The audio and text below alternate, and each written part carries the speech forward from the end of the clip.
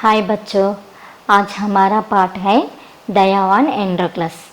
बच्चों, हम सबसे कैसे रहना चाहिए? हमें सबसे मिलजुल कर अच्छे स्वभाव से, प्यार से, दयालुत्व से रहना चाहिए और कठिन हृदय से नहीं रहना चाहिए। जो दुख में है, कष्ट में है, उन लोगों का मदद करना चाहिए। अगर हम दूसरों की मदद करेंगे तो दूसरे लोग भी हमारी मदद करते हैं। जैसा मनुष्य जो बोता है वही काटता है। तो बच्चों, इस पाठ में एंड्रोक्लस नामक एक गुलाम रहता है। गुलाम बोले तो स्लेव, सर्वेंट, और उनका स्वामी कठिन हृदय का होता है। स्वामी बोले तो मास्टर। तो इस पाठ से पहले हम शब्दार्थ देख लेंगे। विशाल का अर्थ है बड़ा, बिग। स्वामी का अर्थ है मालिक, मास्टर। फैसला का अर्थ है निर्णय, डिसीजन। दर्द का अर्थ है पीड़ा, पेन। पाँव का अर्थ है पैर, फुट। साम्राज्य का अर्थ है साम्राज्य, स्टेट। निर्दय का अर्थ है दयाहीन, क्रूएल। आश्रय का अर्थ है सहारा, शेल्टर।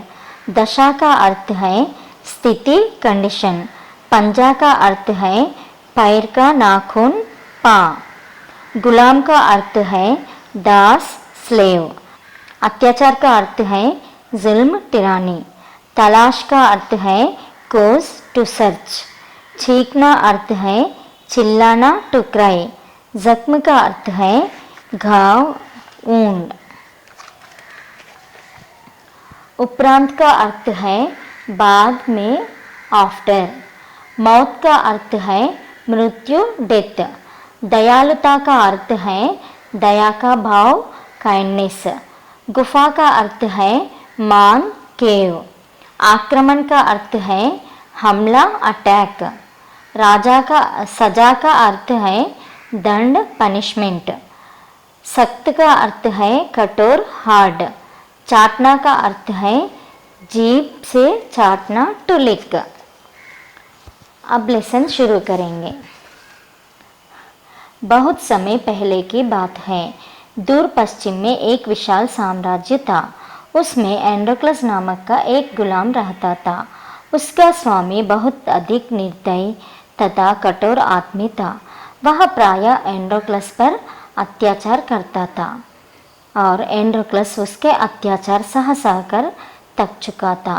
अब और अधिक अत्याचार सह पाना उसके वश में न था। इसीलिए उसने घर से भाग जाने का फैसला कर लिया।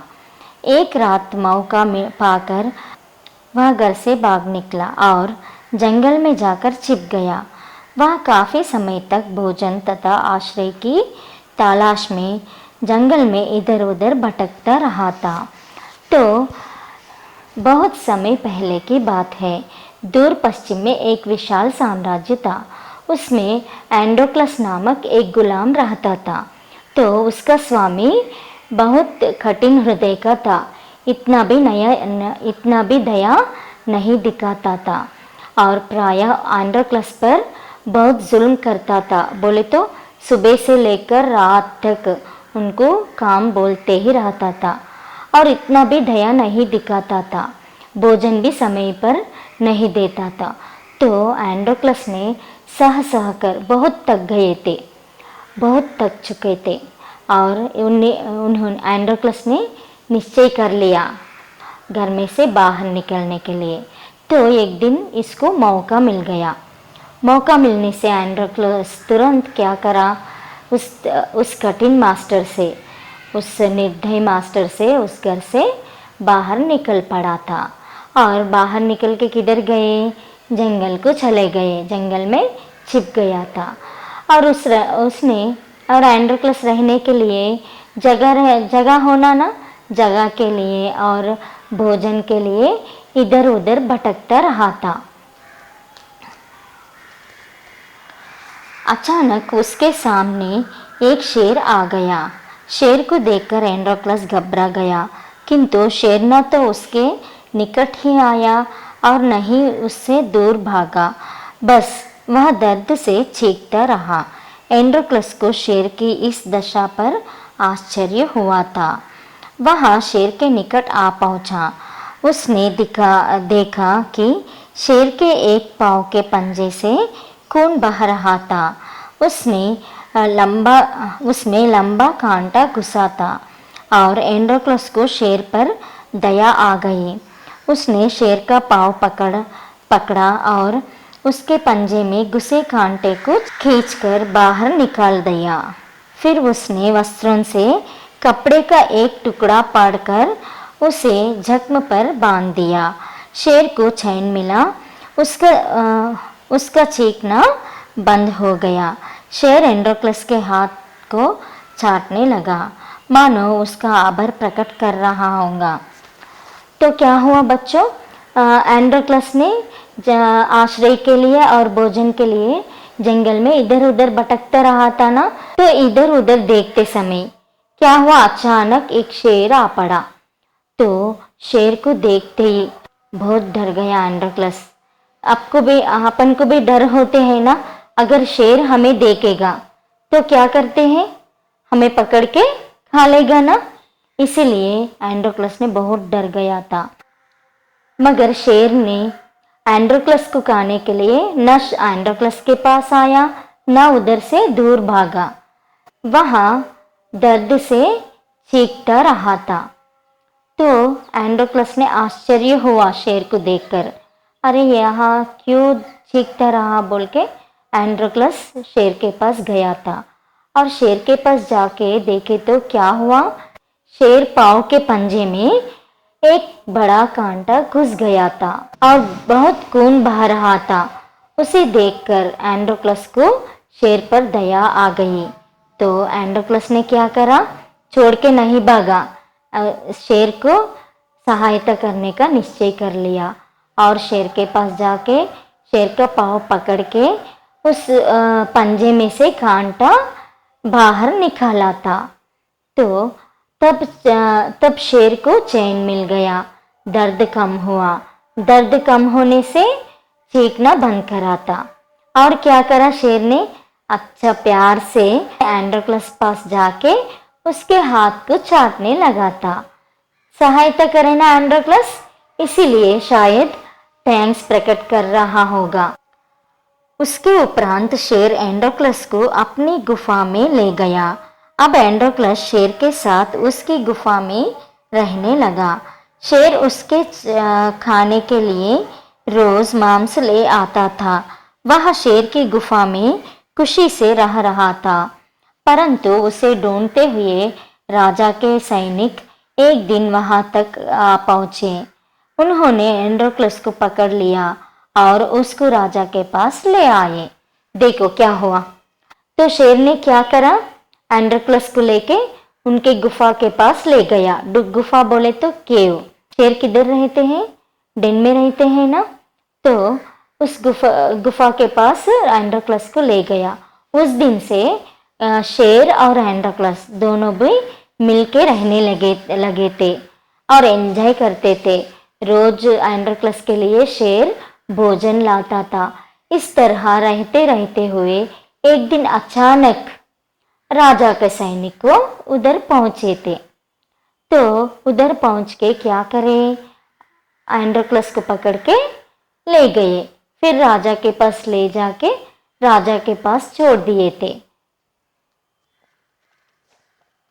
राजा ने एंड्रोक्लस को सख्त सजा सुनाई। उन्होंने आदेश दिया कि एंड्रोक्लस को भूखे शेर के सामने फेंक दिया जाए। सजा का दिन भी निश्चय कर दिया गया। तो सैनिकों ने एंड्रोक्लस को फिर राजा के पास ले गए ना। तो राजा ने एंड्रोक्लस को बहुत कठिन सजा दिए थे। कौन सा सजा, कैसे सजा दी गए थे, जैसा भूखे हुए शेर के सामने एंड्रोक्लस को डालने का सजा दिए गए। जिस दिन एंड्रोक्लस को सजा दी जानी थी उस दिन राजा, उसके दरबारी और अन्य लोग एक मैदान में इकट्ठे हुए। उनका उद्देश्य एंड्रोक्लस की मौत का तमाशा देखना था।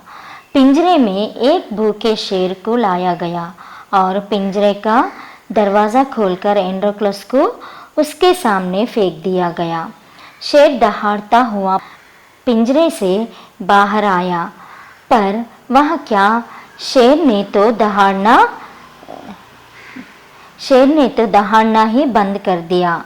वह एंड्रोक्लस पर आक्रमण करने के बजाय उनके पैरों को चाटने लगा था। यह देखकर राजा सहित सभी लोग आश्चर्य में पड़ गए। तो क्या हुआ, उस दिन भी एंड्रोक्लस को सजा देने का दिन निश्चय कर लिए ना, उस दिन भी आ गए थे। तो जिस दिन उनको सजा देने का है, उस दिन पूरे दरबारी लोग, अन्य लोग और राजा उधर इकट्ठे हुए थे। उन लोगों का उद्देश्य है एंड्रोक्लस को शेर खाने के वक्त उस तमाशा देखने के लिए आए थे। तो सैनिकों ने एक भूखे हुए शेर को लाए थे, लाके केज में डाले थे। तो शेर ने बहुत गुस्से से, क्रोध से इधर उधर दहाड़ता रहा था। तो तभी सैनिकों ने एंड्रोक्लस को ले आकर उस केज में डाला था। तो दहाड़ता हुआ शेर क्या करा, आक्रमण करने के बिना एंड्रोक्लस पास आके अच्छा हाथ पाँव को चाटने लगा था। तो उस दृश्य देख के सभी लोग आश्चर्य हुए थे, सोच रहे थे अरे शेर क्यों आक्रमण नहीं कर रहा है, अरे शेर अच्छा उस लड़का को चाटने लगा, ऐसा सोच रहे थे।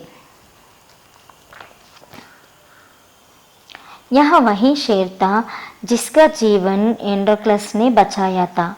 राजा ने एंड्रोक्लस से पूछा कि शेर ने तुम्हें मारा क्यों नहीं। तब उसने सारी घटना राजा को बता दी। राजा उसकी दयालुता पर बहुत प्रसन्न हुआ। उसने तुरंत एंड्रोक्लस की सज़ा माफ़ कर दी। तो क्या हुआ, शेर मारने के बिना क्या करा, एंड्रोक्लस को प्यार से चाटने लगा था ना। तो सभी लोग आश्चर्य हुआ और राजा ने एंड्रोक्लस पास आकर पूछा था, यह क्या हुआ, शेर तुम्हें क्यों नहीं मारा, तुम मारने के बिना तुम्हें चाटने लगा, क्या हुआ, ये ऐसा कैसा हुआ, ऐसा पूछा था। पूछने से एंड्रोक्लस ने जो सब कुछ हुआ जंगल में पूरा राजा को बताया था। बताने से राजा ने एंड्रोक्लस दयालुता पर प्रसन्न हुआ था और एंड्रोक्लस को जो सज़ा दिए गए उस सज़ा का माफ़ कर दिया था। देखो बच्चों, इसीलिए हम सबका आदरण करना चाहिए। जो दुख में है, जो कष्ट में है, उन लोगों पर दया दिखाना चाहिए। अगर हम दूसरों को दया दिखाए तो दूसरे लोग हमको भी दया दिखाते हैं।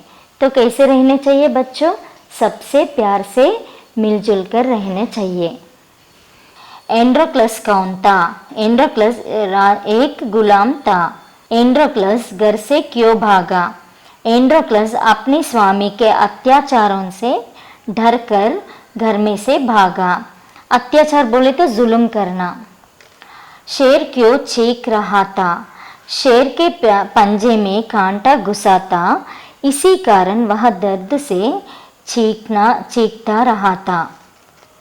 एंड्रोक्लस ने शेर की क्या सहायता की? बोलो बच्चों, एंड्रोक्लस ने शेर की क्या सहायता की? एंड्रोक्लस ने शेर के पंजे से कांटा निकाला। राजा ने एंड्रोक्लस की सजा क्यों माफ़ कर दी? राजा ने एंड्रोक्लस की दयालुता से प्रभावित होकर उसकी सजा माफ़ कर दी। अब देखेंगे रिक्त स्थान पूर्ति करो। दूर पश्चिम में एक विशाल साम्राज्य था। उसका स्वामी बहुत अधिक निर्दयी और कठोर आदमी था। अचानक उसके सामने शेर आ गया। सजा का दिन निश्चित कर दिया गया। राजा उसकी दयालुता पर बहुत प्रसन्न हुआ। अब देखो विलोम शब्द, जो इधर शब्द दिए गए इन शब्दों का विलोम शब्द लिखना चाहिए। दयालु, निर्दयी, गुलाम, आज़ाद, रात, दिन, प्रकट, अप्रकट, बाहर, भीतर, स्वामी, सेवा, बांधना, खेलना, सजा, इनाम। अब लिखेंगे वचन बदलो। खुशी, खुशी एक वचन है। एक से ज्यादा जो रहते हैं उसे कहते हैं बहुवचन। अगर एक वस्तु है उसे कहते हैं एक वचन। तो इधर खुशी एक वचन है, बहुवचन है? खुशी एक वचन है। खुशी का बहुवचन क्या है? खुशियाँ। रात, रातें। पंजा, पंजे। दरवाज़ा, दरवाजे। पिंजरा, पिंजरे। गुफा, गुफाएं। कांटा, कांटे। घटना, घटनाएं। देखो बच्चों, अब देखेंगे संज्ञा। संज्ञा बोले तो क्या? किसी व्यक्ति, वस्तु और स्थान का नाम प्रकट करने वाले शब्द को संज्ञा कहते हैं। इधर 3 प्रकार के संज्ञा दिए गए हैं। व्यक्तिवाचक संज्ञा, जातिवाचक संज्ञा और भाववाचक संज्ञा। व्यक्तिवाचक संज्ञा क्या है? Particular person name, particular place name. जैसा उदाहरण है, व्यक्तिवाचक संज्ञा का उदाहरण देखो, राधा, मोहन, किरण आदि। जातिवाचक संज्ञा, जातिवाचक संज्ञा क्या है? जो जाति, जंतु का जाति, पक्षु का जाति, लड़कियों का जाति, लड़के का जाति, वैसा। शेर, जंतुओं में क्या शेर का जाति? सभी शेर को शेर ही कहते हैं ना, शेरों का नाम नहीं रहते हैं। सभी पक्षियों का जाति बोले तो पिजियन रहते हैं। सभी पिजियन को पिजियन पिजियन पिजियन कहते हैं। और सभी चिड़िया, जैसा जैसा उन जातियों का नाम रहते हैं। सपोज गर्ल रहते हैं, सभी गर्ल्स को लड़कियां कहते हैं, वैसा। उदाहरण है पेड़, हाथी, शेर, चिड़िया आदि। भाववाचक संज्ञा, भाववाचक संज्ञा बोले तो क्या? जो हम नहीं देख सकते हैं, नहीं छू सकते हैं, जस्ट फील होते हैं, तो वही है भाववाचक संज्ञा, भाव प्रकट करते हैं। उदाहरण है सुंदरता, खुशी, बुढ़ापा आदि।